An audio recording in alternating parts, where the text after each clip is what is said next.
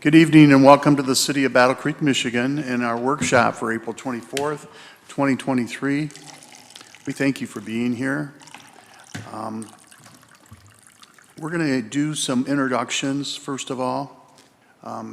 City Manager, if you could introduce some of the people that will be helping you on your presentation. Sure. It's kind of a short list, Mayor, but thank you. I appreciate that, Mayor, Vice Mayor, and Commissioners. Interim Chief Bagley is to my left. We've changed up seats a little bit so that, you know, we're the two primary talkers. However, we want to make sure that we are able to answer questions as well. I see Mr. Kerry Whitfield just arrived from the NAACP, and I also see Kathy Zenda-Wilson. She's the chair of the Human Relations Board. They also may be asked to join the conversation, and that should do it for now, Mayor. Thank you very much. We will open the floor for public comment. I will also have a public comment at the end of the meeting, just to make certain that we don't duplicate your comments. So at this time, if there's any public comment, or if you would prefer to wait to the end of the meeting, you can do that then. Is there any public comment? Not seeing any public comment, I'm going to ask for it one more time. Make sure we're being thorough. All right, I'm going to remind you that we will have public comment again at the end of the meeting. I'm now going to turn it over to our city manager, who will turn it over to our chief. Actually, you're going to hear from me for a little bit first. Okay. Vicki, if you could, thank you very much. Vicki has agreed to help me with the clicking, so I appreciate that. Tonight, commissioners, we're going to talk to you about the creation of a community review and oversight board. Please know that the proposal has been something that we've been working on for several years, and I'll go through a little bit about that. And then Chief Bagley and I were talking today about the fact of regarding the name. Certainly, we've been speaking about a citizens review board for a very long time. It is the common name. However, a lot of feedback we received, a concern around using the word citizen, and so that prompted a lot of discussion in the Human Relations Board and some of the survey responses and et cetera, which is why, you know, we're proposing a community review and oversight board. Certainly, though, that will be at the discretion of the commission. So just wanted you to know how we got to that. Thank you, Vicki. So I have had this conversation almost as long as I've been city manager. Certainly with Chief Blocker, this has been a topic in Battle Creek for longer than I have been here, and I know Carrie's going to give some great history to that as well.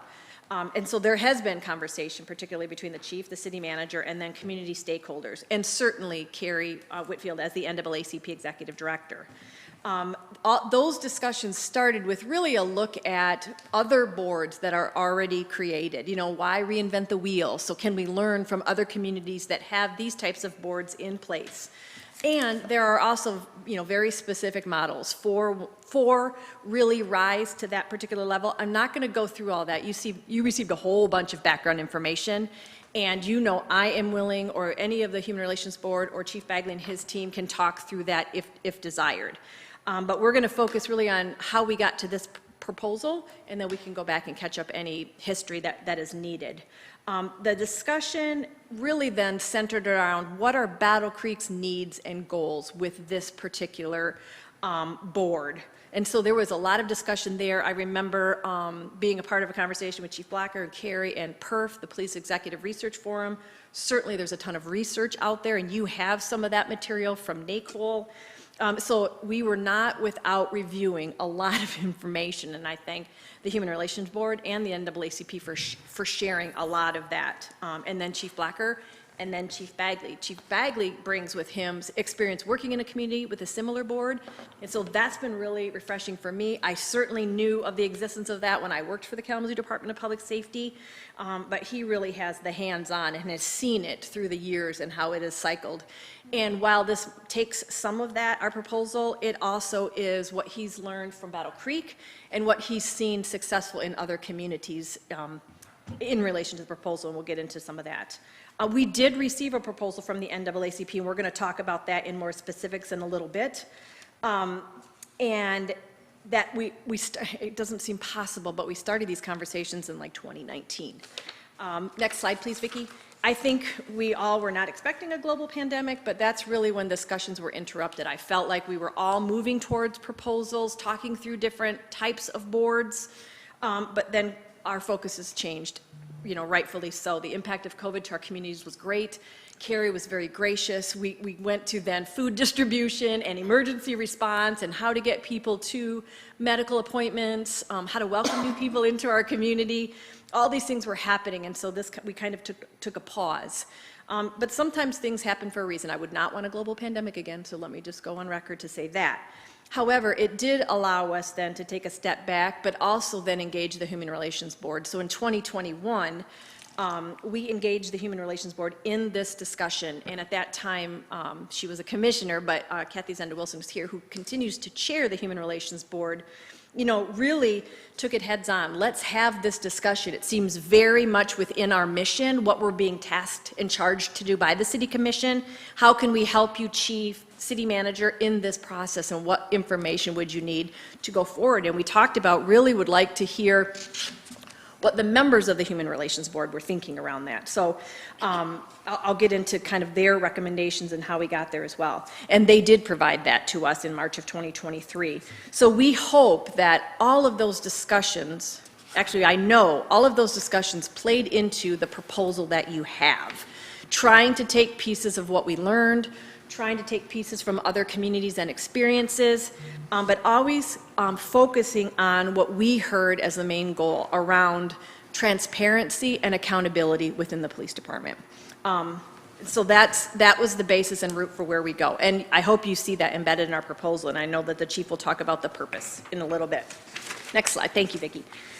So let me first, again, thank the members of the Human Relations Board, because, they reviewed a ton of material, and they had to listen to myself and Chief Blocker talk a lot about this. They talked with Carrie and his group, all those components in a very diverse group that this is probably not normally in the wheelhouse, so they asked really good questions. They formed a subcommittee, and that subcommittee really worked through some proposing recommendations, but also using survey data as well. So, I'll get a little bit of mention when we get to that particular part.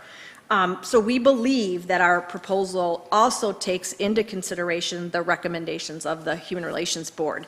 So for example, you all received their history data and recommendation, but I just want to highlight a couple of things. First of all, the survey highlights. Right now is not a great time to survey people. During a pandemic, it's very difficult too. I think there's a lot of survey fatigue out there. So while it seems like a small number of respondents, 251, to do it in late 2022, I think that was probably as good as we were going to get. And so we, if I can say one thing, broad brush about what we heard, is that members of our community are interested in a board of this nature, a board that has community voice and is a place where they can go to make sure there is that transparency and accountability in the police department. And I think you'll see that in the highlights of the community survey in that packet. But I appreciate the fact that they also lifted up challenges. There are challenges with this, and you can also do a Google search and find where these boards are not helping communities in a variety of ways and for a variety of reasons. And so we appreciate that. Chief Bagley and I talked through what those challenges are. There is a commitment. You have to have commitment from the community, from the elected officials, from administration in both the city and the police department. Where is access to information, and what does that look like? It can be very concerning when you're talking about an investigation in the police department about what access to information is actually allowed that doesn't violate the rights of the officer or any other laws that may be in place. There's a significant amount of training, and I appreciated this discussion in the Human Relations Board because, again, it's not always helpful to have somebody with a law enforcement background. We're asking for somebody with, experience as a member of the community that can look at something and say, this doesn't necessarily make sense. Chief Bagley and I talked about it. We do this all the time, and you can get tunnel vision in that. So, there is some, I think, value in voices, even as looking at a difficult thing as a complaint and or disposition of discipline or something higher. And then there's always the question about funding. It's not always monetary. Resources and capacity should always be considered in this, because staff time is just as valuable as a dollar figure. And recognizing that this will take time from both the community representatives as well as staff representatives as well as the police department. And are we sure we understand what that looks like, time commitment? because then that goes back to the training. It will be helpful that, particularly for the community representatives, that they have training around what they're being asked to look at. What are the questions? You know, I remember one of the members of the Human Relations Board saying, we don't know what we don't know. I don't even know what question to ask in this, you know, in this process. And so all of those will need to be trainings made available to members of the board. And then I already talked about costs. So we believe that we included thought process into the proposal that you have in front of you. Thank you. Okay, I say that, all that leads up to the recommendations that the Human Relations Board made. And please know, I see several members of the HRB. If you have something or I have not said something appropriate, just let me know. But these were their recommendations, is that we approach the process with an open mind. We read the supportive materials, which you all received, a whole bunch of them, and I'm not here to give you a test, but I thought there was some really good background information and information on each of the types, and we certainly took that into consideration. Host a commission workshop, that's what we're here for. And you know, I've talked a lot in the community about, this is actually while we've been talking about this since 2019, this is actually the first time we've been able to get in front of the city commission with a proposal to begin the conversation about, does this make sense for the city of Battle Creek? It's got the support of the city manager and the chief, but what are the commissioners thinking, and what are you hearing in the community as well? And then consider our options. Again, this is a proposal. This isn't a document set in stone. And then evaluate the interest. I think while we only had 251 respondents, I think it was very clear that in the community, people feel that this is necessary for a variety of reasons. And then identify next steps and resources. And that's really what we're asking the commission tonight, is to begin the conversation and then give staff any direction that we need following this proposal. Thank you, Vicki. She's got ESP. She knows exactly when I need her to change that. I appreciate that. And if I didn't say it loudly before, I will say it, that both Chief Bagley and Chief Blocker and I all agree that the development of Community Review and Oversight Board would have tremendous value in Battle Creek based on all of the research and all of the engagement and feedback we've received to date. And I would also like to point out that a Citizens Review Board, or in this case a Community Review Board, was a recommendation out of the city's equity audit. It was certainly considered as CPSM did their evaluation of the police department and delivery of services. It is supported by the Human Relations Board as well as respondents to the community survey.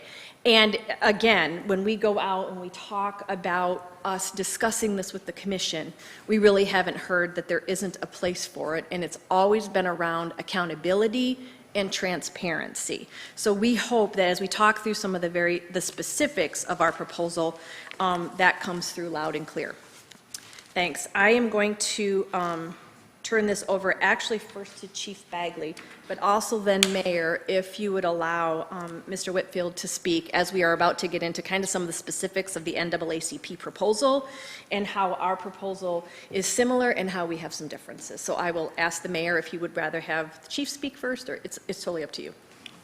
I think the chief, and then we'll go to Mr. Whitfield. It'd be great. Okay. Thank you.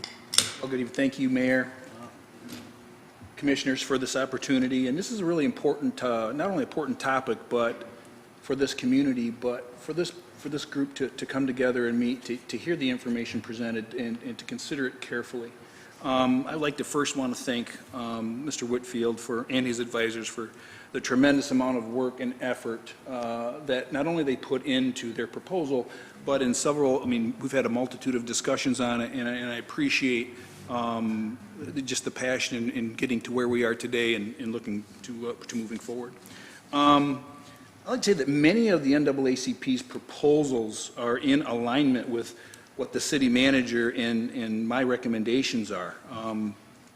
Some of those examples would be a review and input on departmental policy and procedure and training, holding community forums, hearing complaints or reconsiderations of findings regarding citizen complaints throughout our Office of Professional Standards. Next slide, please, Vicki. She's way ahead of me. I know, right? You're also considering all the information that was in your packet and that we considered as we were trying to put some of put this proposal together. We recommend that the oversight board not be established as an independent entity, and that the scope and authority of the board should be in an advisory nature, and that should be directed by the city manager or designee. The board should not have authority to subpoena officers, conduct independent investigations, interview involved parties, or impose or recommend discipline. The board should not have the authority to conduct independent investigations. Currently, at the police department, we have a long-standing and established process to investigate community complaints and officer misconduct. The inspector, as part of the newly named Office of Professional Standards, or their designee, conducts an investigation and renders a decision based upon policy, procedure, and relevant case law pursuant to the specifics of that particular incident. The inspector then provides recommendations for corrective actions, discipline, or both, depending upon the situation. As the police chief, I would review that investigation, and the chief has the final decision on the actions that are taken. The chief then advises or reports incidents of discipline or corrective matters to the city manager, who oversees the police department. This process is in agreement with collective bargaining units and within the department. Establishing of a police auditor or consultant is not recommended. The inspector within the Office of Professional Standards occupies that role and actually has that responsibility. This process, again, is outlined in departmental policy and procedure and is subject to collective bargaining within unions of the department. We also recommend that the Community Review and Oversight Board not have the authority to conduct its own investigations. Again, the department's Office of Professional Standards fills that role and has that responsibility. The department is overseen by the chief of police, who then answers to the city manager, who ultimately answers to you, the city commission, as it relates to anything that would come into a complaint or someone's disagreement with an outcome related to what we're talking about here. We also recommend that any communication to any group or person by the Community Review and Oversight Board be directed by the city manager or the city manager's designee. And the reason for that is that ultimately the city manager role is that of what we're talking about here today, is he or she oversees the police department, who then answers to you, the elected body, right, the commissioners. So the messaging should be directed so that we don't get off track, and that the board can stay specific to their purpose.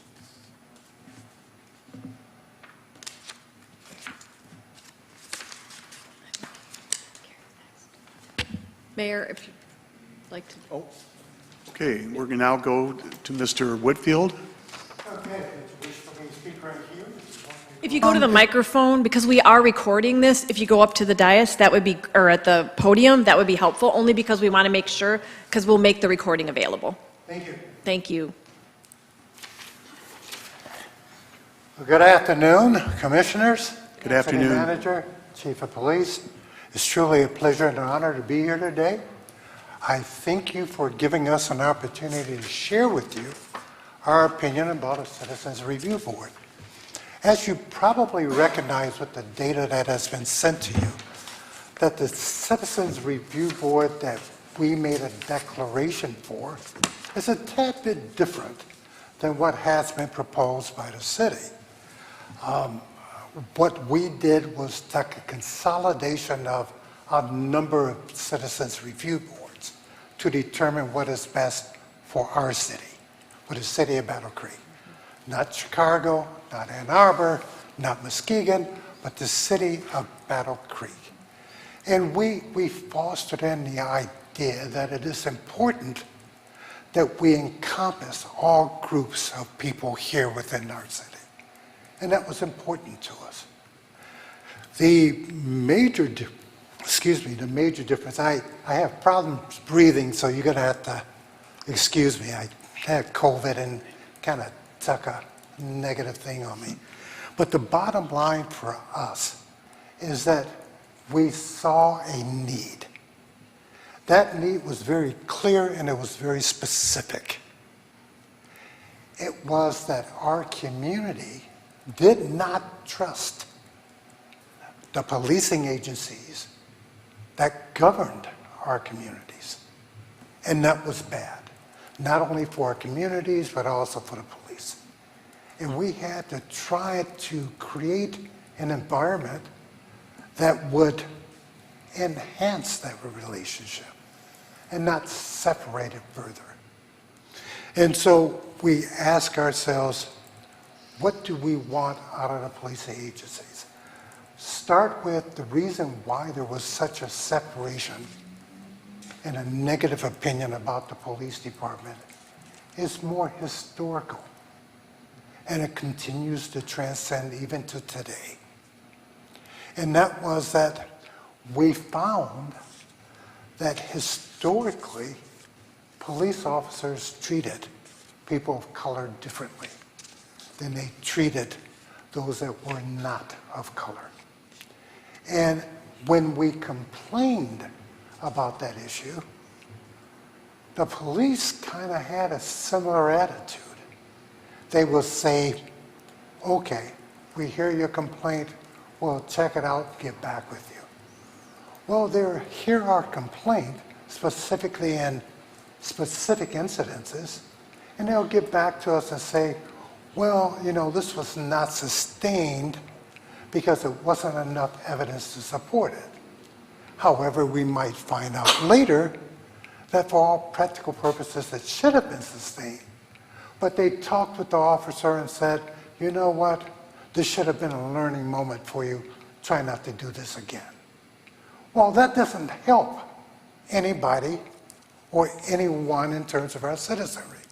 We need someone to be completely honest and transparent with us. And how do we test that transparency? How do we test that honesty? Sometimes we have to go outside of the box. As you review the Citizens Review Board that's been made available to you by the city, you will find, for all practical and simple purposes, that it appears to be more, well, maybe I should go back a step. There are basically 4 types of Citizens Review Boards, one of which is a review. They basically do nothing but review the documentation and the data that is passed on to them by the city manager and the city police officers. Then you have a second focus of the Citizens Review Board, and that is investigative. That gives the opportunity of that Citizens Review Board a chance to second check or verify or fact check what the police are providing for us. Because there was a trust issue, as I mentioned earlier.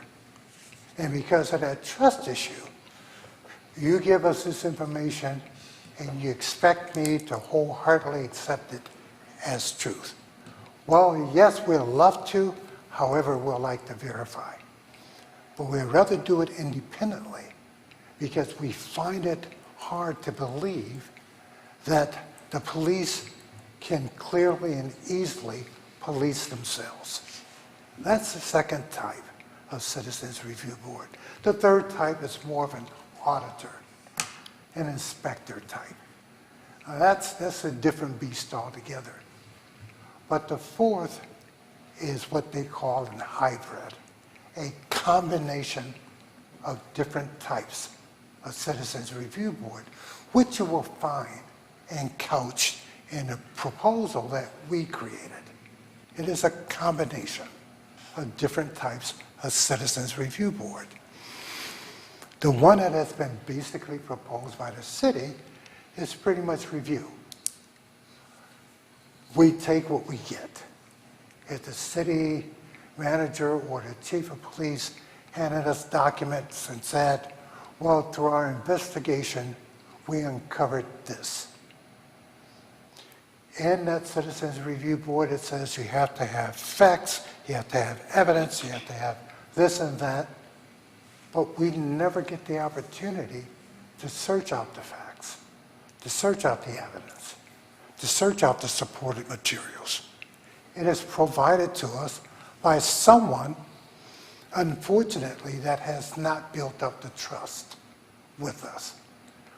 But it gives us no option to fact check other than telling them to do what they've already done. And that doesn't make a lot of sense to us.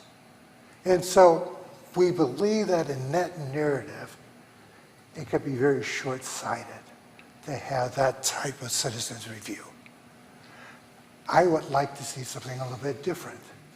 If in the event that we get the opportunity of developing a citizens review board, and we say, Chief of Police, provide us with the data that you've collected, we'll review it, and if we have questions about some of the data or evidence that's been provided, rather than going directly to the police source, we can have it fact-checked by another source.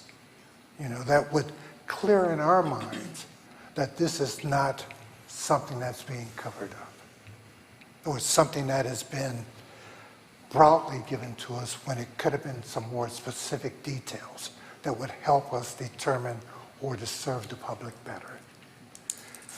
Several other items on the proposal that you've received from them was, one, unfortunately, the requirement is that the only way that you get the opportunity to share with the Citizens Review Board is if, in fact, you go through the Battle Creek Police Department first.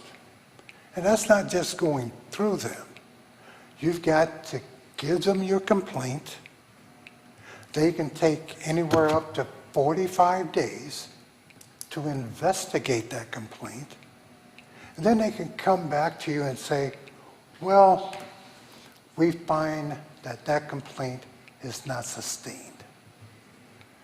But we will give you an opportunity to go see the Citizens Review Board and present your case to them. And so they give us the opportunity to present the case to the Citizens Review Board. That opportunity comes with time. First of all, they make that scheduled appointment up to 60 days. Now you got 45 days, perhaps, waiting on the police investigation. Another 60 days before you're actually presented this to the Citizens Review Board. And if anyone is like me, of which I don't see anyone as old as I am, but if anyone is like me, chances are their memory is going to be a little faulty. So I go before the Citizens Review Board and say, this is what happens throughout the course of this event. They look at their paperwork that they've received from the policing agency, and it says, no, it was 2 people, not 3. Or no, it was this time of day, not this time.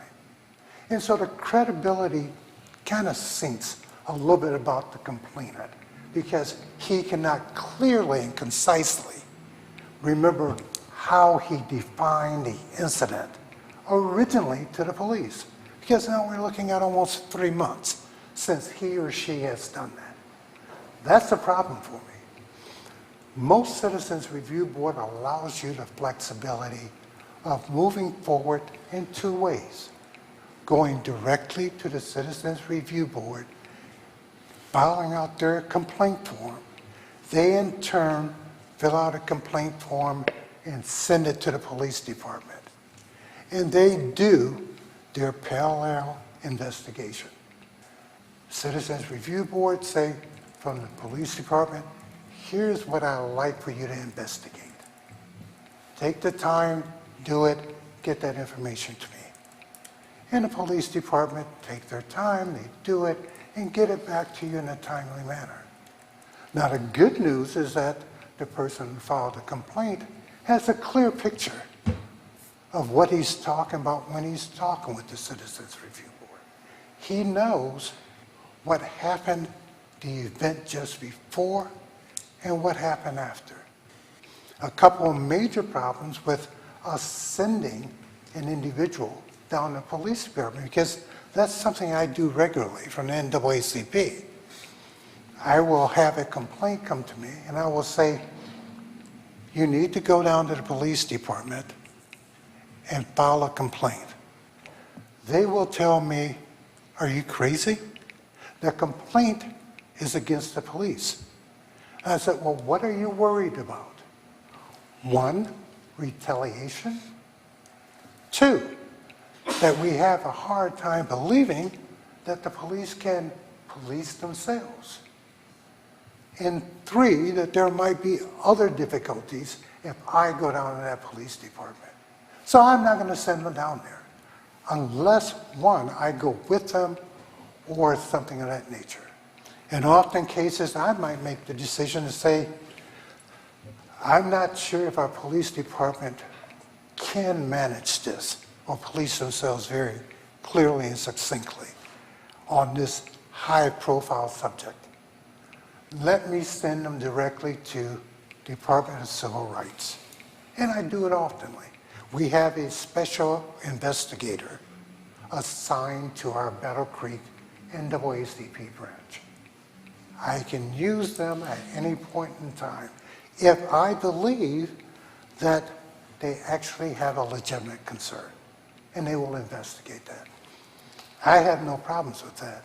It could be a problem for the city, but I have no problems with that. And so we could take that route and go with it. Or we can take the route in saying that as we develop the Citizens Review Board here, much like the city manager and the chief said they'd like to see it, instead of having one direction, and that's going directly to the police department, have both directions available and open to save the opportunity of this person being clear and concise as they face the Citizens Review Board. That is an option. We won't have a problems with that. Many of the things in the Citizens Review Board that has been prepared by the city and the chief of police are okay, but there are many that isn't. One of which is the number of people on the Citizens Review Board. They say that it should be only 5 people. 1 from the City Commission, 1 from the Human Relations Group. Okay, that's 2 spots out of 5. Normally in Citizens Review Boards, you try to encouch the opinions of those folks that feel as if they're disenfranchised or the underserved, like the Burmese, like the Hispanic, or the Congolese. Someone who has an opinion as to how they're being treated that cannot be shared by others, but by themselves. So if you limit it to 5 people, you may very well not get the opportunity of the focus of these other groups. And that's not a good thing. That was one concern. And again, being that of a review type Citizens Review Board, they make it pretty clear that that's all you do. You review data that they've collected for you. Well, the first thing that I do when I get a complaint that comes to me is I ask that person, where are they witnesses? Who are they? How can I contact them? And I generally interview those witnesses to determine whether or not this person is being clear and factual with me. It helps me. Well, in the case of the Citizens Review Board that's being proposed by the city, Citizens Review Board does not even have the opportunity of interviewing the witnesses. The only thing that they can do is get either a recording or a transcript of potentially an interview that the police has conducted with those folks. And they will have to make the assumption that this is a true transcription or report. that oftenly isn't good because you don't really get a true picture of what a person is saying when it's from a different party. That was another concern that we had. So there are several concerns, and again, if you look closely and carefully at what we proposed and what has been proposed by the city, you will find several other distinctive differences. And it gives you a perspective of the community, not a perspective of city government. Again, you've got 5 people on this board, 2 of which is city government. They require that the majority win. Okay, there's the decision by the board. It only takes 3. You got 2 city government persons. That third person could be someone selected specifically by city government so that they will kind of be a little bit in favor of that, of the city government, which could offer a concern. Other than that, you have, let's see, I didn't come prepared with the speech. I'm just kind of speaking just from memory of what the concerns were when I reviewed it. Again, I think that the city manager and the chief of police has invested a lot of time, energy, and effort. And I applaud both of them.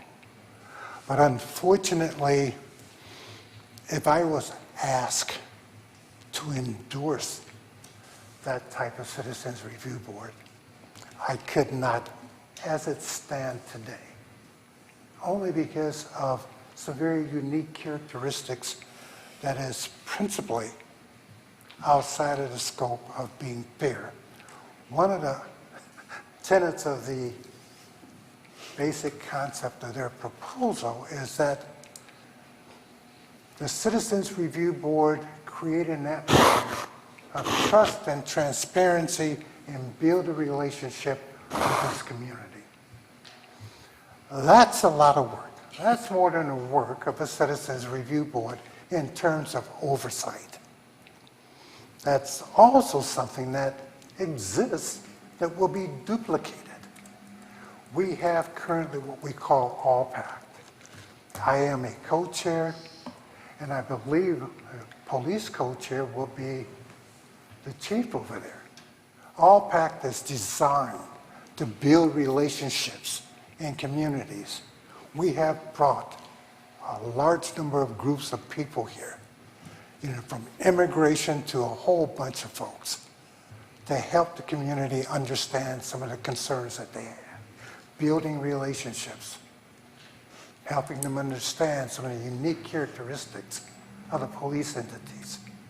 And when you start thinking about all the express training and effort that they're going to put into these Citizens Review Board members, they ought to be able to think for themselves rather than have strictly information provided to them.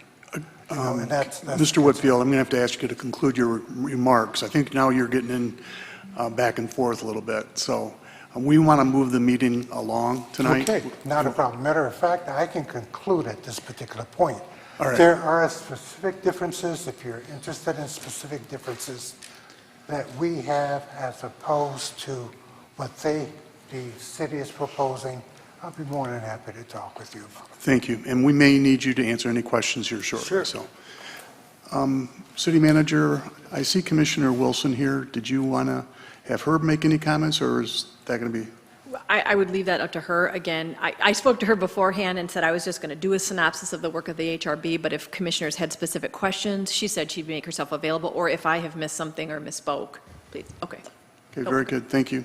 It's now up to our commission to talk and discuss a little bit about what we've been received in the presentations. How does the commission wish to go forward? Do we want to go down the line and have everyone speak, or do you want to just raise your hand and speak, and we'll go from there. I think everyone will probably have an opinion. Just raise your hand. Raise your hand, okay? I think everyone agrees with you, Roger. Are you raising your hand first? All right. Who wants to go first, right? Vice Mayor? So Mayor, if I could, so we've got essentially 3 competing proposals that we're looking at, or we could come up with some sort of a 4th proposal based on what we hear tonight. Is that accurate? Actually, there's 2. The third, I think, are you thinking of the Human Relations Board, which Yes. actually wasn't a model. It was recommendations of things to consider for the commission Okay. and staff and NAACP to include as we advance the discussion. Okay, so we've got basically 2 proposals, one from city manager, police chief, and one from the NAACP. Your proposal includes the recommendations from the HRB as to what is important and some of the different things that we should be looking at. You incorporated that into what you're presenting to us, is that correct? Yes. And then, I guess, maybe if we could turn it back to the city manager, can you talk a little bit about from your perspective, the differences between what you're proposing and what Mr. Whitfield is proposing? Yep, so I'm going to play off, because I know that Interim Chief Bagley talked a lot about that, but a couple things I wanted to say, and I know that when Chief Bagley and I met with Carrie last week, some of this did come up. So, we see our proposal as a bit of the hybrid between the review and the investigation. Just because we don't give investigative authority to the board does not mean access to investigation information won't be provided. I think some of the differences, even since I've entered government, is now most of those are recorded, they're part of body cams and et cetera that can be shared with the board itself. So I just wanted to kind of put that out there. So we kind of saw it as a bit of a hybrid out there. Mr. Whitfield stated that the only way to get to the review board was through the PD, and that's not the case. And we talked about that perhaps our language was not clear and that we needed to specify that a complainant can go directly to a member of the review committee. So it doesn't necessarily, just as the NAACP serves in that, in that model, so could a member of the review board. So let me just talk about the composition of the review board. I think we all know that too large of a board gets complicated. Mm-hmm. And when you talk about the skill sets and training that will be needed to just to be able to sift through all that information and understand what they're getting and get used to questions that they should be asking of the police department, of the complainant, et cetera, we intentionally made it small. We did include a commissioner, because ultimately you oversee all of us. So we included a commissioner, the HR director, again, as a labor voice, but not necessarily the police chief, not a member of the police department, and not a member of the city manager's office. While the HR director reports to the city manager, but so does the chief of police. So we felt that, and they deal with a lot of human relations matters. The other 3 are residents of the city of Battle Creek. They could absolutely be a person of color, a Burmese, it could be an LGBTQ plus community. It will be whatever we feel commissioners, whatever commissioners feel need to be those 3 voices. If it needs to be bigger, we're certainly open to that. But we purposefully designed it that the citizen voice, the resident voice, has more. There are 3, individuals that will be considering anything that would come before the review board. So I wanted to just make sure that that's why we chose that size, and that we don't see that the only path is through the police department. There's a lot of the information that's going to have to come from the police department, but we will, if we're asked the question, we will provide what we can provide. I think we've always been I guess, challenged by both our labor attorney and our city attorney is we don't want to violate the rights of our officers or a person who's the complainant. We don't want to violate the complainant rights. And we want to make sure that, we aren't stepping on Garrity and other type labor issues. So I'm gonna leave it at that, which is why we know some of the boards that aren't working in communities, this is something that they've bumped up against, and it does not help the process. So I wanted to mention that. The Michigan Department of Civil Rights is absolutely always a pathway for anyone in the city of Battle Creek to take. So if they don't want to come to the city, they don't want to go to the police department, maybe they don't want to go to the NAACP, they can always go direct with the Michigan Department of Civil Rights. There's a portal. We do get that information from them often. And so we then follow the necessary steps to respond to a potential civil rights violation. A lot of that happens through our insurance company, MMRMA, but also through the labor attorney, the relationship with the labor attorney. So I just wanted to say that, you know, again, so respectful of the work that Kerry and his group did to get to this particular point. And while we don't necessarily agree on all points, I think we do agree and support transparency, accountability, building trust, and repairing relationships that that need to be repaired. I think what I also want to lift up is that building those relationships and trust is an ongoing focus of the police department. It has never not. Are we going to make mistakes? Yes, but our whole organization is full of people and we're all human, but we hold each other accountable if something goes wrong. Right now we're looking at the police department particularly, but I think those are just the things I wanted to say in regards to the comments there, which is why we kind of designed our proposal as you have. Did I miss anything? No, and I'd just like to reemphasize, there are multiple layers of accountability, and within those layers are levels of transparency. So a typical citizen complaint, regardless how it comes into the department, will be taken and reviewed by the inspector. The inspector will then contact the complainant, get all the information as afforded to, you know, the logistics behind it, everything, witness statements, all that stuff, ask that complainant to come in and conduct an interview. The interview is recorded so that there is no discrepancy, and that individual would be able to review that recording or their transcripts or the recording itself if in fact they had a memory problem or wanted to review it. All that information is then contained within their report. That report then is then sifted through policy, procedure, and relevant case law. A determination is made after that, which is then given to me to review. So here's the multiple layers. So after I review it as the chief, it's my role and responsibility for the accountability of the officers pursuant to case law, pursuant to policy, procedure, and then I make a determination on either exoneration or whatever the findings would be. The only time that the Citizens Review or the Community Review and Oversight Board would not be able to hear that complaint is if I sustained the findings within that report. And what does that mean? Well, let's say I said we had a department violation and I gave the officer a day off, a one-day suspension. And the complainant came back in and somehow said, well, that's not good enough. I think they should have 5.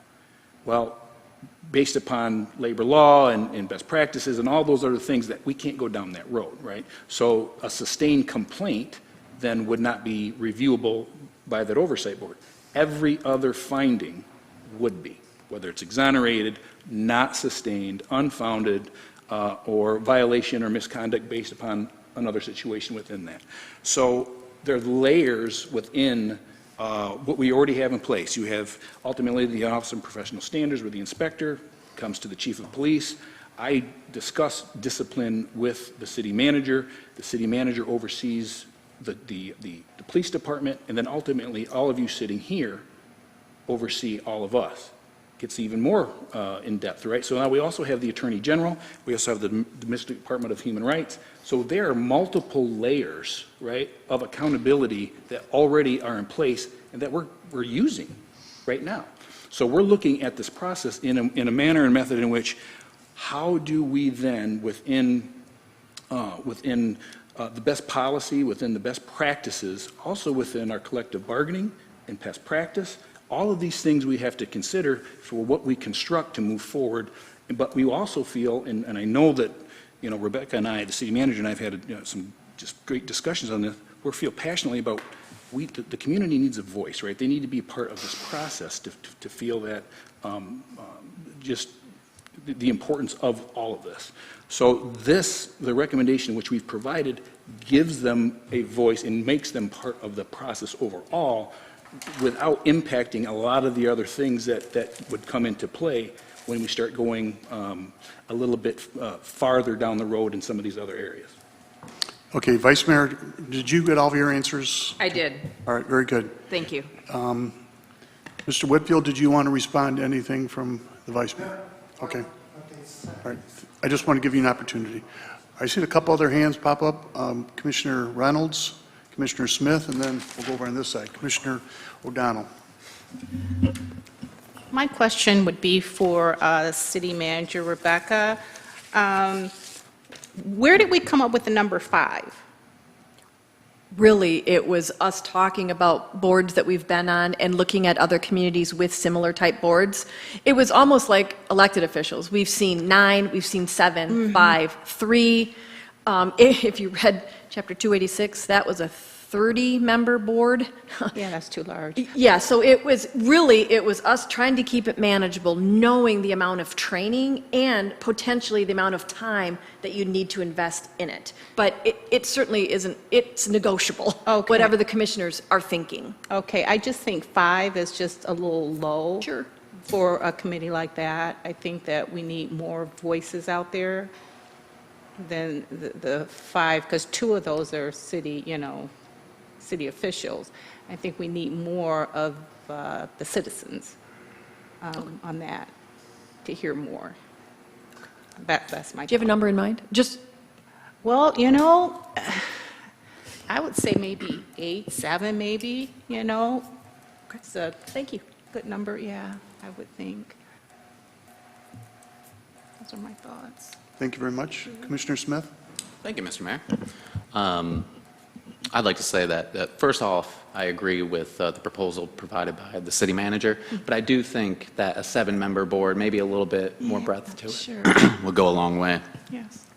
Throughout the course of this conversation specifically, just since this meeting started, I've counted 1, 2, 3, 4, 5. This is the 5 kind of outlets for remedies in these type of situations.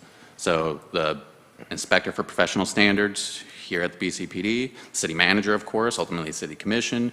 I do believe the courts have a role in this too, and then the AG inspector general, or special investigator, pardon me.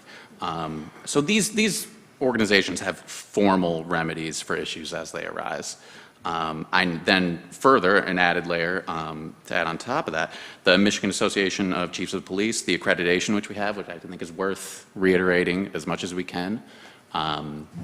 We have the Michigan Association of Chiefs of Police accreditation, which I realize isn't going to have a direct conduit with the citizens. We have NPCs, which do, but also no formal remedy tools, obviously. We have the Community Outreach and Engagement Liaison, correct? The Community Engagement Coordinator. These are 2 positions I've noted as were created during the accreditation process. And then they also mention a chaplain as well, too, in the department, promoting positive relationships in the law enforcement officers in the community. So, I'm counting a bunch of streams where formal remedies can be pursued, and then some other, peripheral resources, and that would be the accreditation agencies, NPCs, different individuals. So with that, I do believe we have a well-established process for handling these complaints formally. We have several outlets, it would seem to. I think the missing ingredient, the key piece that's missing, is where we plug the community in. I would normally say that would be the role of the commission, but I also certainly understand that to some that might not necessarily be enough. So I certainly understand and respect that, and I think we should pursue that in this regard. But I'll just say, there's no circumstance where I could be supportive of putting individual officers in front of this board, for putting, the actions of the personnel files of these individuals before the board. So adding an additional layer to that, to the recommendation from the city manager, I don't think we can go any farther than that. But I do think we've landed at a nice beachhead to really start to begin some important work on this front with the Relations Board as it's presented by the city manager. So those are my comments. Thank you, Mr. Mayor. Thank you, Commissioner. Are there any questions you need answered or anything? No, it's developing. I certainly am supportive of adding more folks to the Okay. board. I think we can get in the weeds on that too. My main concern is what remedies could this body provide? Very good. Thank you. We're going to go to Commissioner O'Donnell, and I think Commissioner Simmons has his hand up, and Commissioner Ballard. And Ms. Morris. Oh, all of us. I want to put this out there. We do need to take a proactive approach and show that our police in our area are very in tune with our community.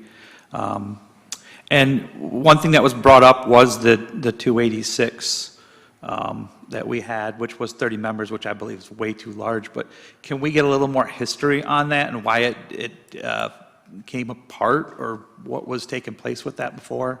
I know it was 1980, so it's I wasn't even here, born yet. 1980, thank you. close. I don't want to think where I was in 1980. And I don't have a lot of history. I know that the city attorney did some investigation, but if you look at it, I think it was to strengthen police-community relationships. I'm just speculating because I wasn't there. And that it was amended in '83, and then it's been dormant since. And I didn't see a lot of activity, and tell me if I'm wrong, Jill, I'm sorry, between '80 and '83, as far as any formal actions. I just don't have that information. There was very little in the file in the city manager's office, and I honestly suspect it was because there were so many people. I think it just became unwieldy. I don't know why they, came up with that number to begin with, but I suspect they had trouble, finding people to fill those spots, to meet quorum, and that probably is why it kind of fell apart, or contributed to that. It does show an example of what can happen if you get too large of a group or committee. So, I mean, I think it does bear witness to this discussion of how many people we should have on the committee. So we need to keep that number in mind. But I was wondering, did they set police policy or anything? I mean, of course, we didn't have any history. Of course, that's what I was. Not in the files that we reviewed. Okay. Again, Jill was right. I mean, I think the file in my office is like this big. Really the resolution. So, no, not that we are aware of. And I haven't seen any as far as from the police department. And all of those policies now have been reviewed and revised based on the accreditation with MCOs. I was just looking at like examples of the past of how we can build on to this. So one of my questions is like, I'm sorry,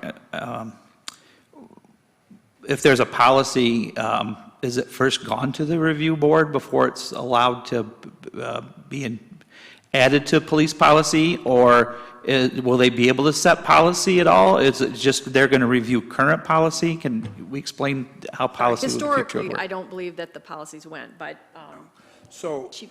yeah, so I want to make sure I understand your correction. So you're talking about the review from the board on a specific policy related to whatever procedure? Two things. Could the board actually recommend changes in policy that bypass the city commission or the normal steps that we do now to add policy? Or is it that they can say, we've seen this policy and we want to overrule or change it ourselves, that type of thing? Okay, okay, understood. So, of course, the board could make any recommendations to the city manager about a policy.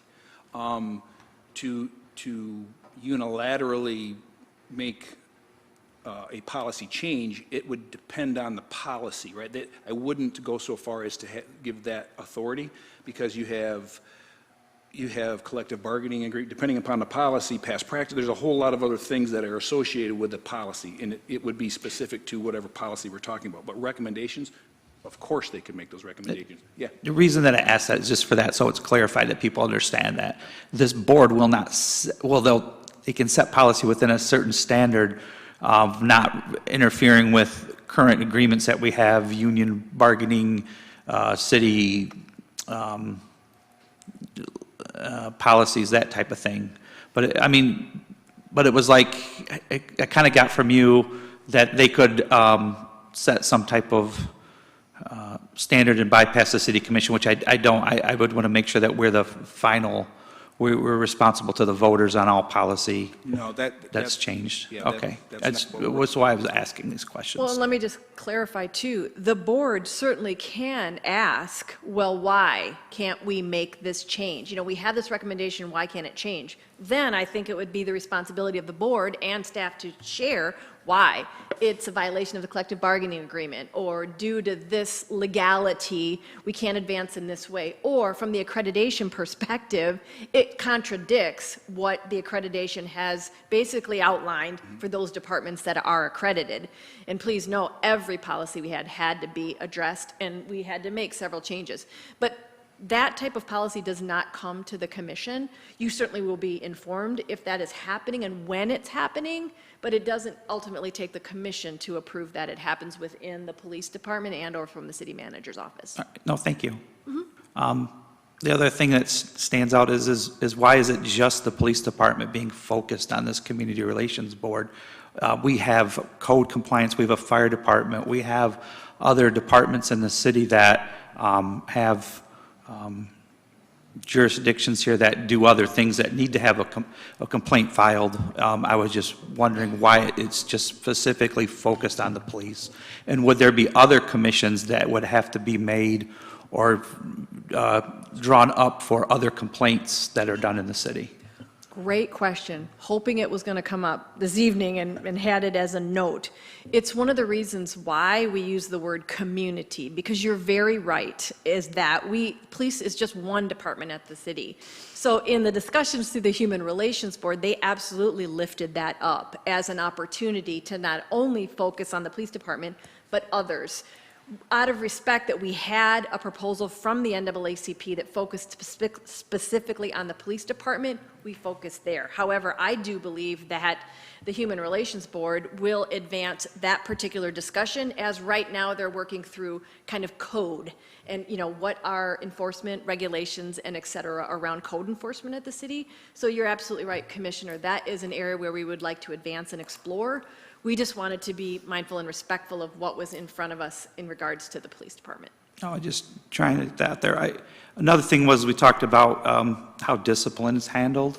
And is the chief the last line of discipline, or is it could it come to the city commission for an appeal process on discipline? Depending, again, on our union bargaining agreements, that type of thing. Some of that stuff we just discussed here about, but who has the ultimate authority in the end of the appeal process? Certainly. So the chief of police would have the final say on any corrective matter and/or policy change and any discipline given. Now, I'm responsible and oversaw by the city manager. So if I've made a mistake or acted in some type of malfeasance, then I am responsible for that errant in judgment. So the city manager then would hold me accountable. You see what I'm saying? So the multiple layers start to apply in the cases you described. Oh, yeah. Go ahead. No, go ahead. Finish your thought. Employees that were perhaps the subject of the discipline also had the parameters defined in their collective bargaining agreement. So if an officer doesn't believe that the right decision was made, they also have some remedies built within their collective bargaining agreement. And then, of course, labor attorney gets involved and HR gets involved, and et cetera. Did I miss anything, Jill? Thank you. I was just going to add that the final arbiter is arbitration. Yeah. Right. Okay. So it definitely would we couldn't have the city commission have that ultimate decision, because that's by law who has it. Oh, thank you. Yeah, arbitration. Was also brought up was civil rights and human rights complaints. Would they have any authority over our review board if decisions were made?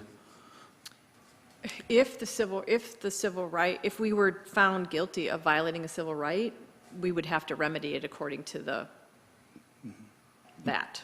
Okay, but Illegal.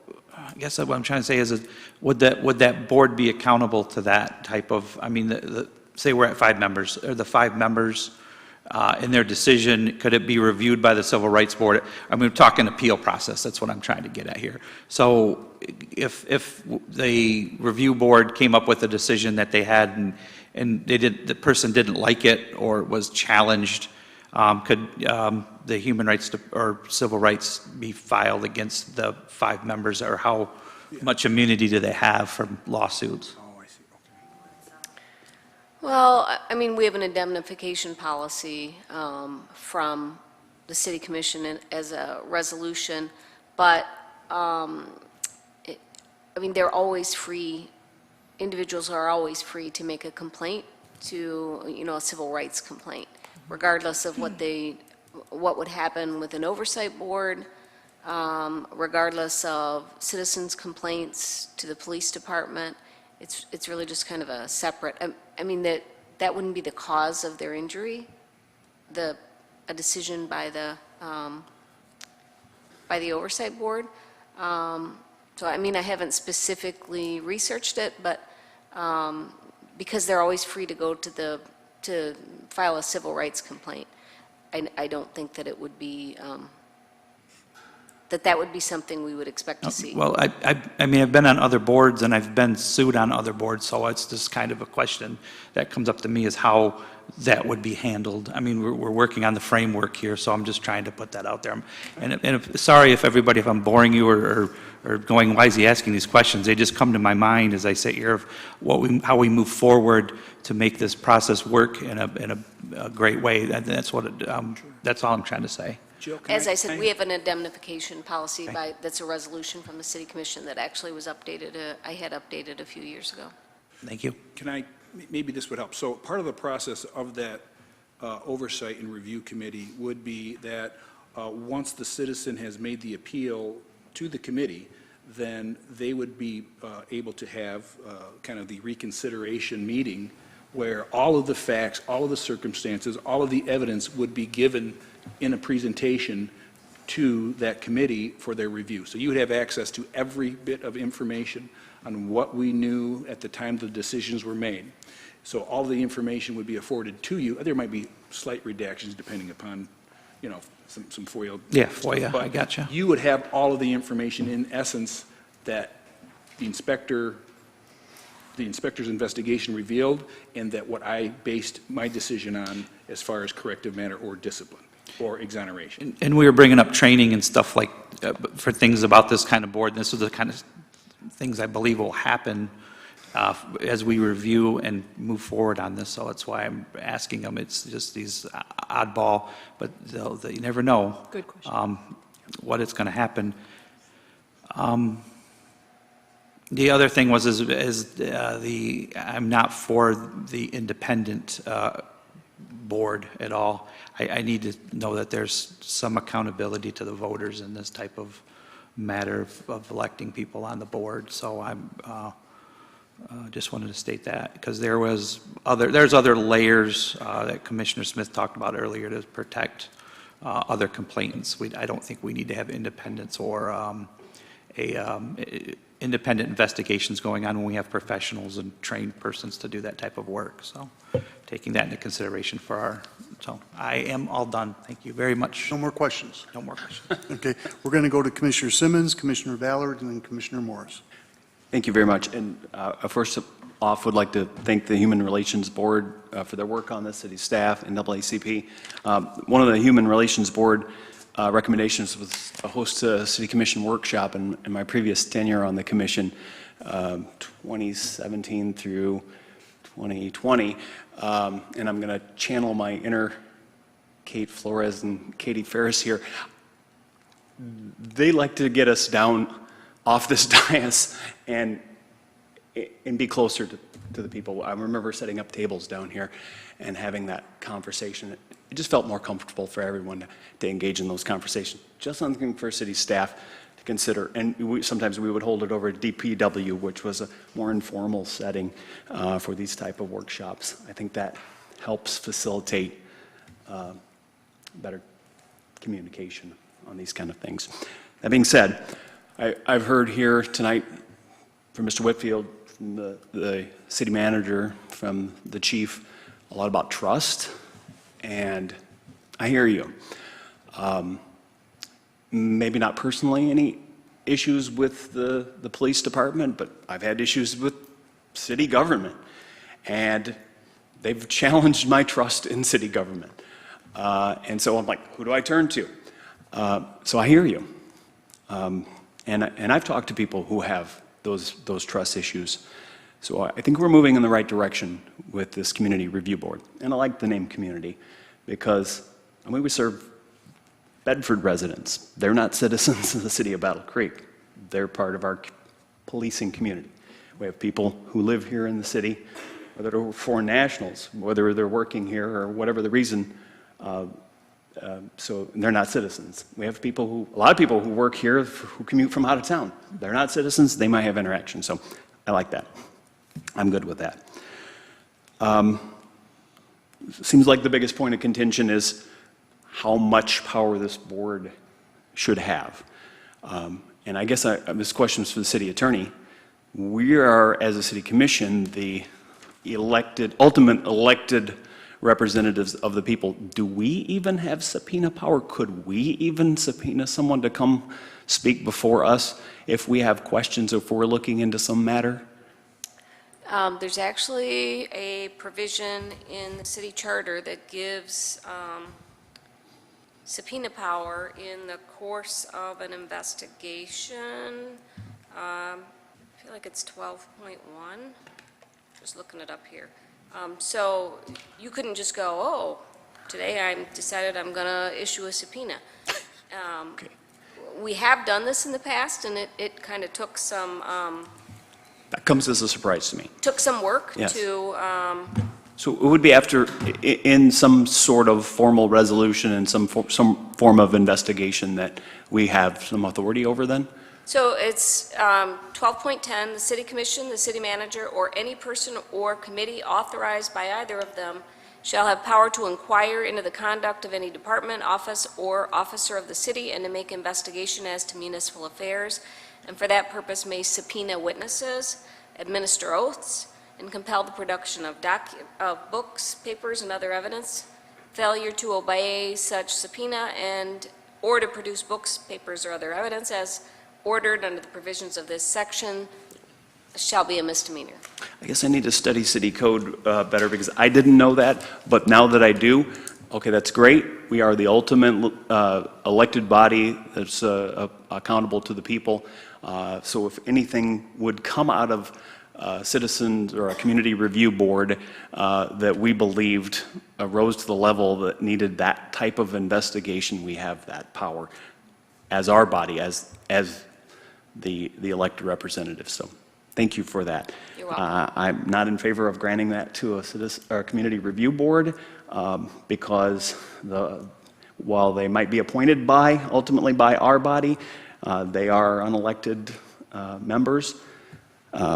So that, and I'm glad that the city staff cleared up the question of who can be approached. You don't have to go through the police department. If you don't have that level of trust that you can approach a member of that board, I think that's great. You could probably approach a city commissioner as well. We could refer to that board. Is that correct? Is that a correct assumption? Yes. Okay, good. I'm glad that would be there. Or another member of city staff through the city manager's office. Could that be another conduit? Yes. So there's several conduits within the city, and then we've also heard this evening other conduits outside the city, the Civil Rights Commission, and others. So, and I think Commissioner Smith listed several there that were, thank you for that. Because I think that the question of the time frame, that was a concern that Mr. Whitfield brought up that I would have a concern about, that it gets delayed too long. And then I guess the final question is, if a question comes out of the Community Review Board that is not contained in the police internal investigation, would there be an ability for them to ask for additional information? Certainly, yeah, without a doubt. Okay, and when the police department could potentially, in their internal investigation, go back and ask more questions and gather more information? Without a doubt. It's all about the thoroughness and the completeness of the investigation. That's So great. if information came to light outside of the original investigation that was brought to the attention, by all means, we would follow up on that, so. That's great to hear. And then I guess my final comment, and I think I've heard a couple other commissioners comment about the number of members. I just came before this meeting from the Downtown Development Authority meeting. Commissioner Reynolds and I serve on that, and we're non-voting members. And so I guess I would like to see kind of a little bit of a hybrid of what the city proposed. Maybe if a city commissioner and city staff are on there. City staff were at that meeting as well, but they're non-voting members. But then we have a specific number of voting members on that. 5, that'd be good, but I'd like to see 5 residents. Let's not forget Bedford Township, since we represent them.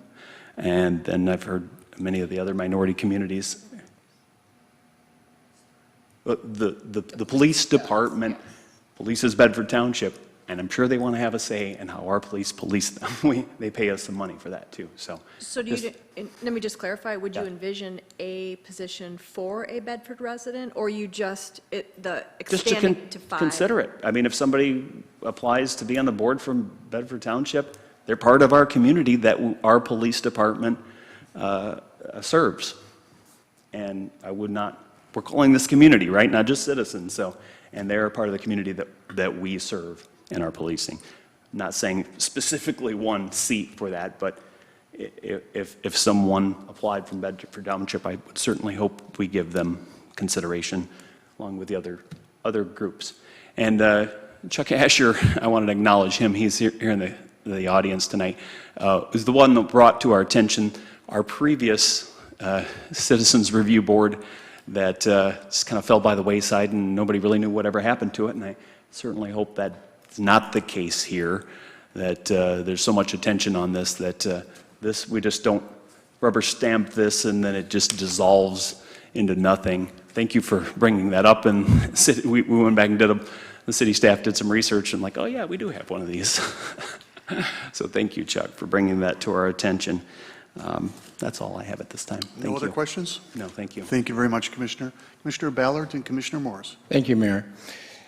I just want to double check on the equality audit. It was a recommendation for this, is that correct? That's correct. Yes, okay.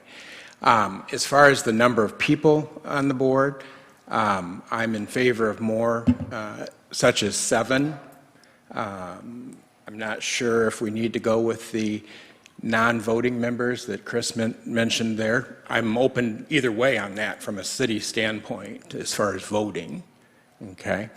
I would like to make sure that if we do invite people from outside of the city to serve on this, that they always have a constant presence. In other words, we're still serving Bedford as a police department. Yeah. If the other communities were not servicing them in some form, then that would be delayed, that would be deleted, or they would end their term and they wouldn't be reappointed. That's where I'm coming from. I don't have more questions because I served on the board. And so I would like to thank Kathy and the others that are here that have served with me on the board. I think they've done an outstanding job, including Mr. Whitfield and Mr. Asher. Anyone else that was on there, I think you guys have put in a ton of work, and I hope that the City Commission takes that in mind when they're voting for you. So, thank you. Thank you for your service, Commissioner. Commissioner Morris. Thank you, Mayor. I do have a question for Chief, and then I have a couple comments as well. So this Citizens Review Board, or CRB, is supposed to kind of inform the community what's going on. I see that as being part of this role.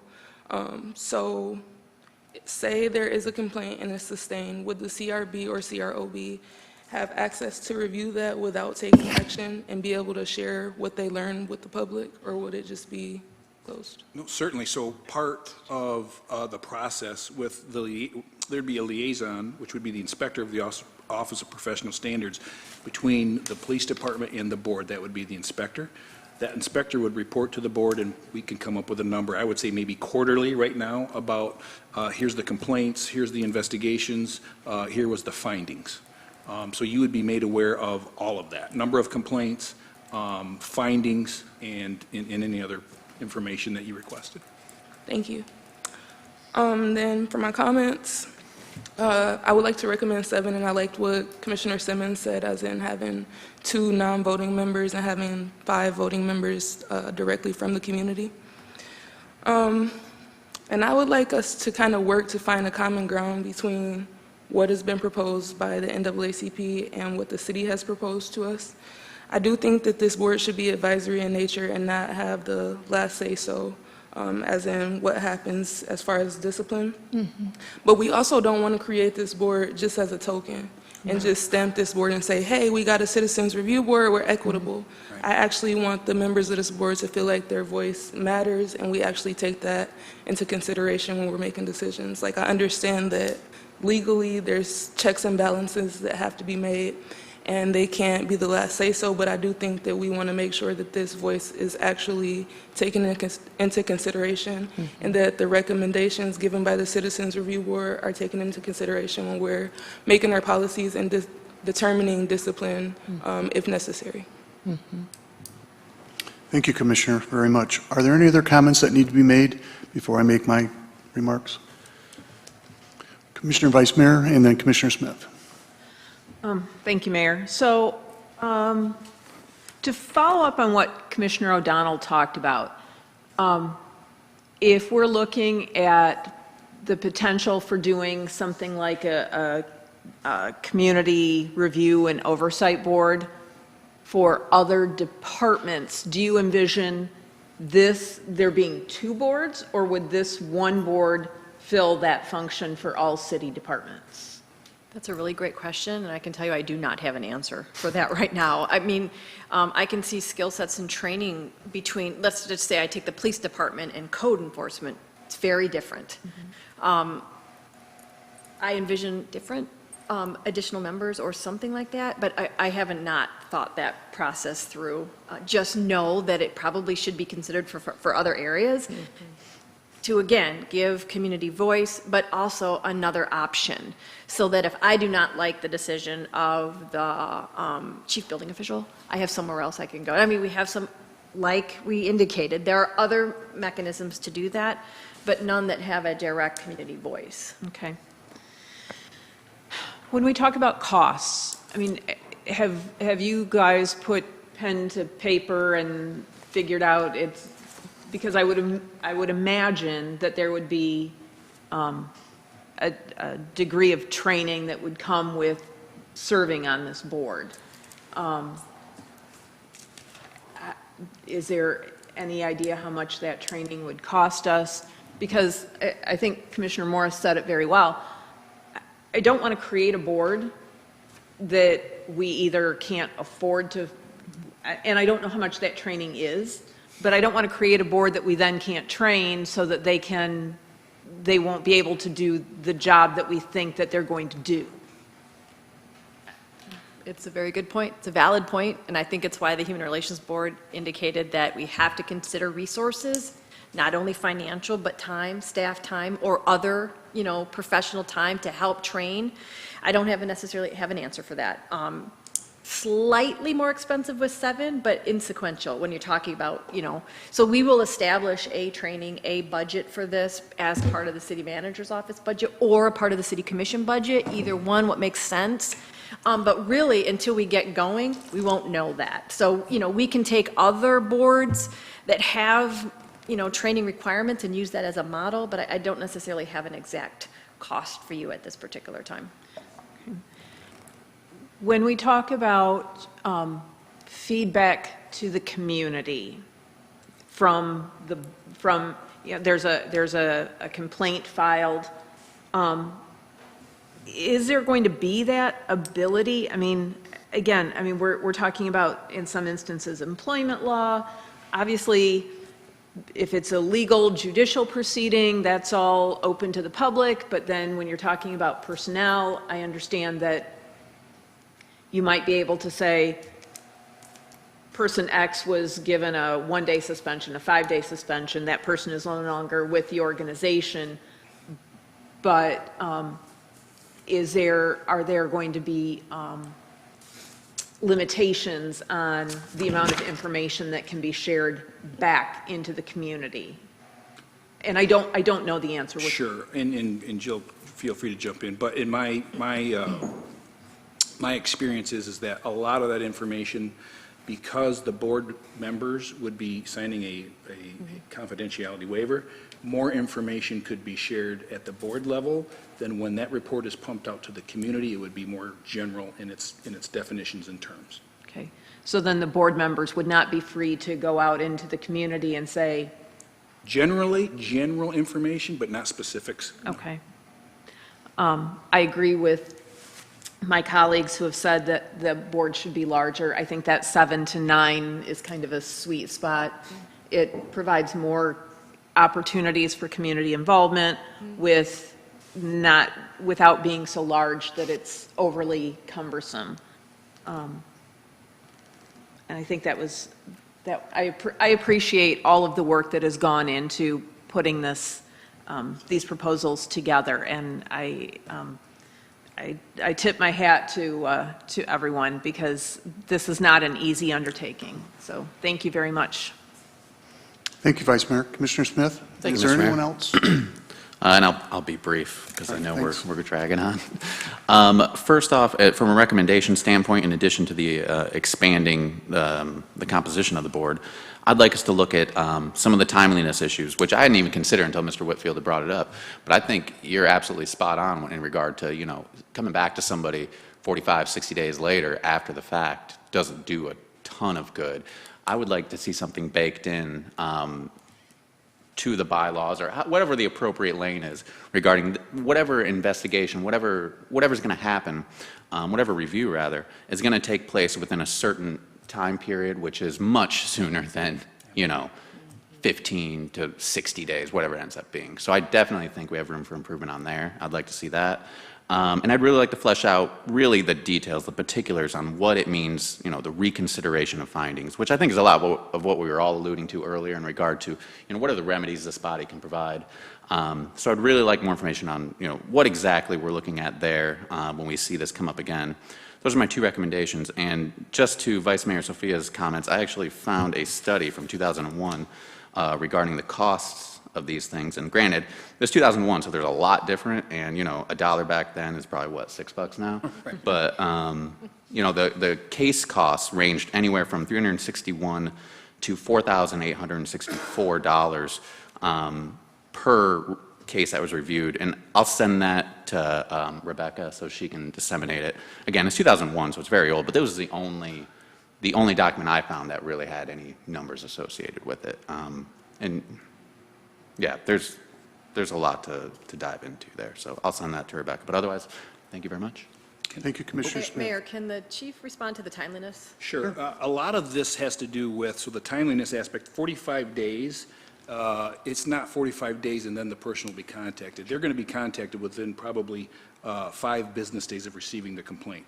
That 45 days is either the conclusion of the investigation, where it's done and submitted, or then the investigator or the inspector in this case would then contact the complainant and say, I need to locate X witnesses, or I've developed more witnesses. So when you start looking at that, that's not a long time for an investigation. When you start looking at working with people's work schedules, people missing appointments, that it's the investigation would be active and ongoing during that time frame.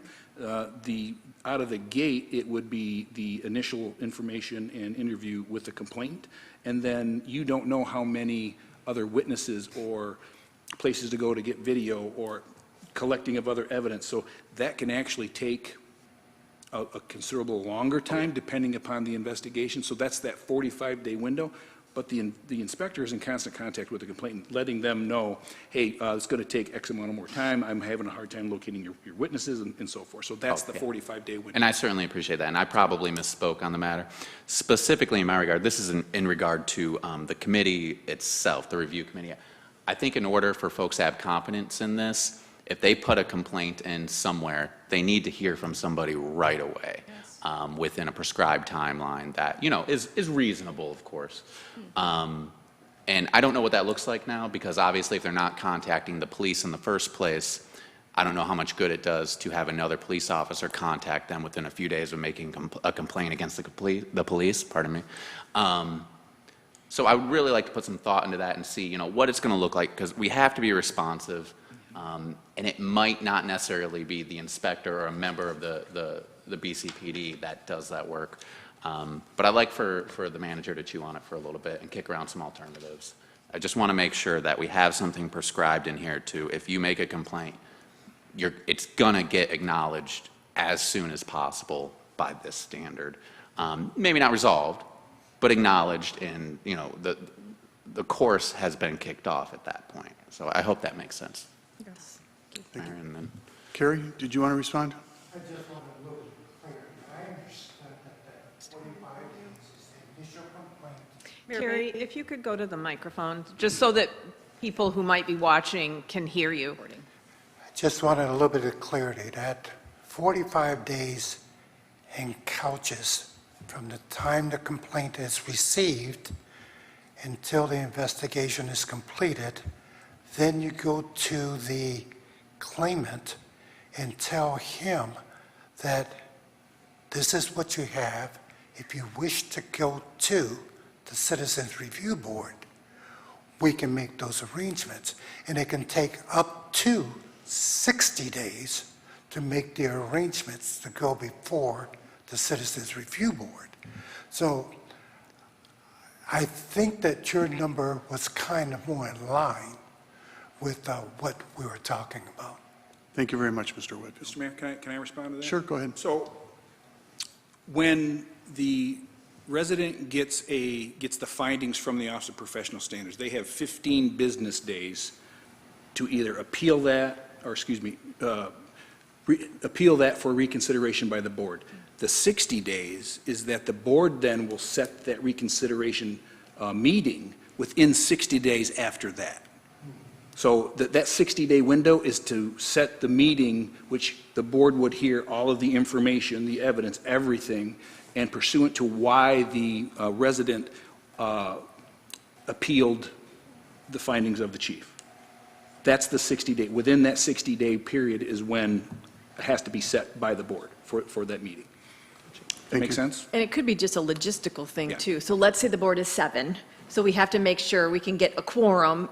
So sometimes, as you know, we try to set meetings, and it takes us at least 30 days sometimes to find that date that we can get everybody there. So I think we built in just a little bit of leniency, knowing everybody's busy, knowing that no matter who serves, and the number is that, you know, they have other things, jobs, families, et cetera, and want to make sure they know the expectation. Now, that's going to be on us as the expectations are given to applicants. Okay, this is what you need to know if you're going to apply to be a member of the Citizens Review and Oversight Board, so that we are, you know, laying out expectations up front, because we know it's difficult right now. Everybody's busy, and it's hard to fill all of our, you know, boards at this time. Thank you very much. In conclusion, I just want to say that I'm very much in favor of the Community Review Oversight Board.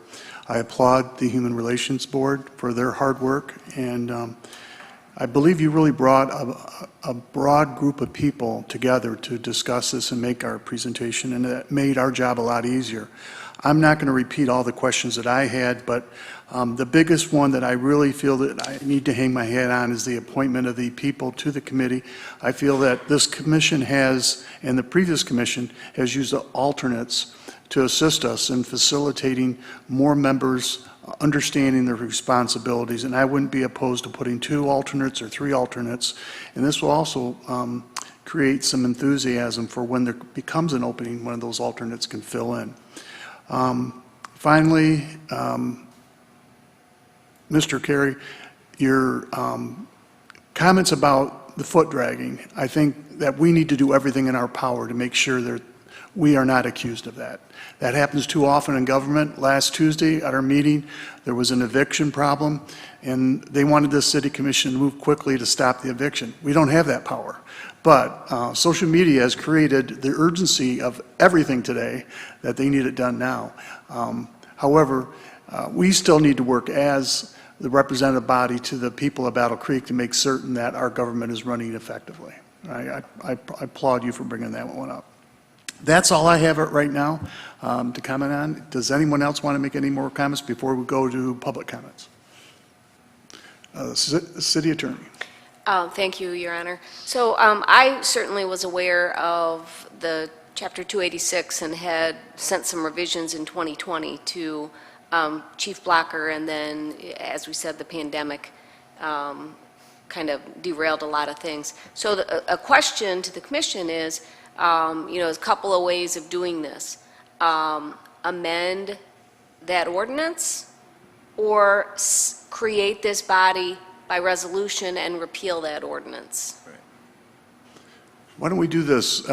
Is there any way that we can get back to the city manager individually on how we want to progress on that? Because we could be here all night discussing that.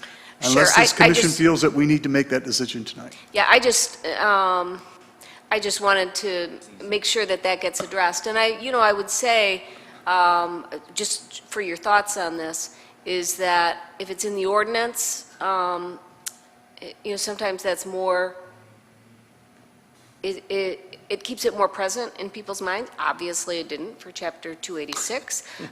It's a little more difficult to make changes to it because it's a two-step process, whereas a resolution can just be amended and, come to the commission at one meeting. So a couple of things to keep in mind as you consider that.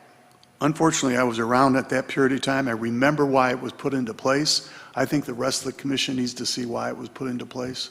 I think we can get a lot of that information from the Battle Creek Inquirer. So it was needed at that period of time. Thanks. I wasn't on the commission at that time. I will make that clarification. Are there any other comments by the commission? Rebecca? I just wanted to say that, thank you for all this guidance. We'll kind of put our notes together. We will be back in front of the Human Relations Board sharing this information, and, taking any other recommendations or considerations from them before it comes back to the commission. Yes, we will have to determine whether or not it's going to come forward as a resolution or ordinance. Other than that, I think I think we have our direction from you, so thank you so much. Very good presentation. Thank you. Yes, Commissioner Wilson. Yes, you will start it. Thank you. Hi, Commission. Thank you for having us. As Chair of the Human Relations Board, I know, Mr. Whitfield, first, huge thank you for getting this ball rolling, really kind of putting the pieces together for us to have something to reflect on and to respond to. I know it feels like it's taken a long time, but I think that the amount of time it has taken was so that we could do our due diligence, so that we could understand and get our arms around what's needed.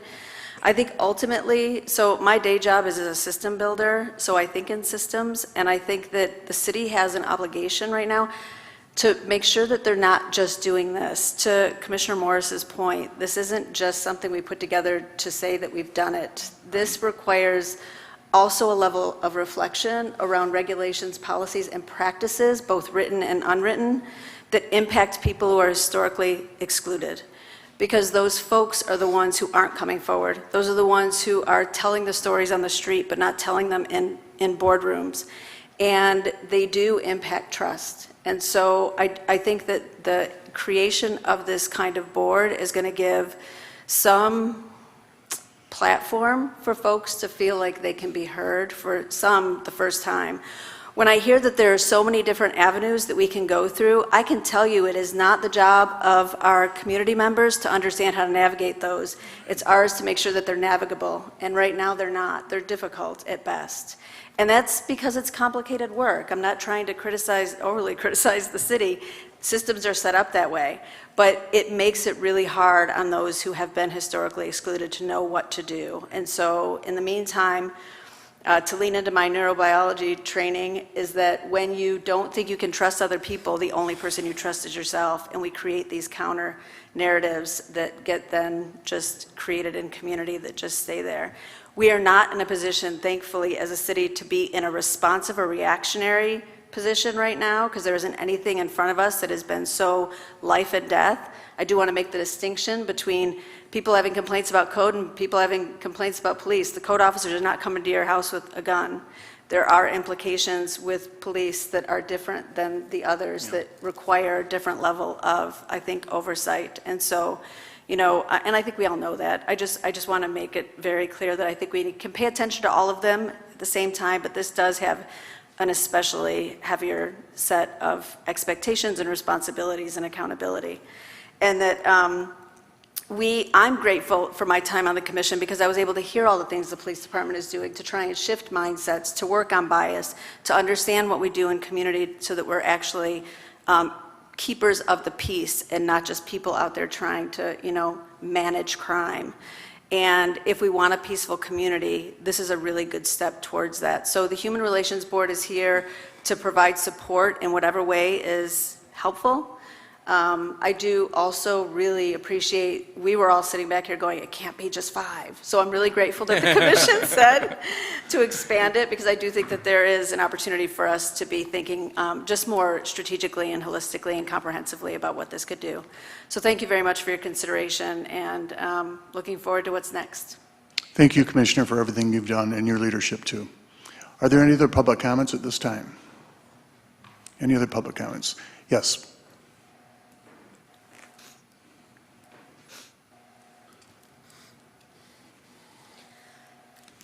Well, as a public comment, this is strictly me as a citizen, and I've listened to all of this. I'll be honest, you all know that I have an association with Kerry, and I always bring this up first because the way the environment is now, there's always going to be, if you have any type of relationship, well, that influences their opinion. Believe me, I'm grown enough to have my own opinion. So when I step up here, I take full accountability for what my opinion is. There is some enthusiasm, which I'm happy to finally see, that of even getting close to having a citizen review board.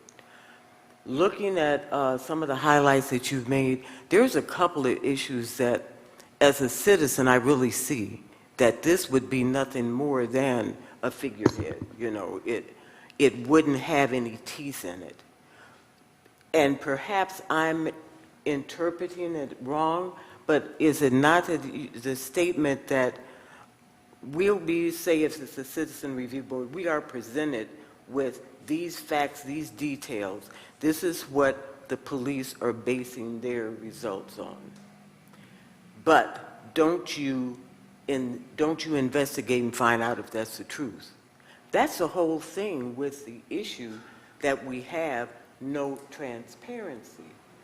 To ask a citizen review board to accept everything that the very people that are being questioned, the very people that the citizens don't have total faith in, well, this is what they said, that's what you're going to have to base your conclusion on. I mean, we don't want to, Citizen Review Board, we do not want them to be detectives. But I do know if you have people involved in the Citizen Review Board, the police, and you have issues with even getting some of the public to respond to you, to answer questions when there is some event that occurs. Citizen Review Board, as a representative, as a liaison, I guarantee you, if you couldn't get the answers, someone from a Citizen Review Board, because you're talking one-on-one, you're talking someone that's on the same level you are. What is it that you guys are hearing? What is it that you witnessed? We could get more answers than you could. If anything, we should improve your investigation. We don't want to be detectives, but a Citizen Review Board should have at least a limited amount of power to confirm that the information we are being given is valid. I don't know if any of you heard of Breonna Hill. Up until the point recently when lawyers and other investigators were involved, they find out that half of the information that the police department had built their conclusion on, that nothing should happen to these police, that they were valid. You find out that half of the information was a lie. So to say that absolutely you have no input to investigate really bothers me. And I can tell you that that is not going to build confidence in the police department. I understand you don't want to step in on your toes, but at least there should be the ability to confirm that the information you're giving us to look at is Thank you very valid. much for your comments, Yes, Mrs. Whitfield. I'm sorry, I don't want to take, but that's the big point. There's got to be something to allow these people Thank you for your comments. to confirm. Are there any other public comments at this time? Any other public comments? Seeing none, our workshop is completed and this meeting's adjourned. Thank you.